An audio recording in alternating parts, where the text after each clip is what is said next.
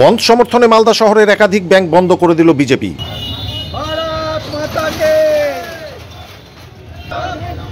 পাল্টা সেই সমস্ত ব্যাংক আবারও খুলে দিল তৃণমূল।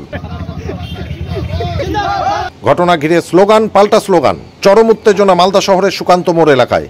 চ্যাংদোলা করে টেনে হিঁচড়ে পশ্চিমবঙ্গ বিজেপি যুব মোর্চার সাধারণ সম্পাদক বিশ্বজিৎ রায়কে আটক করে নিয়ে গেল পুলিশ।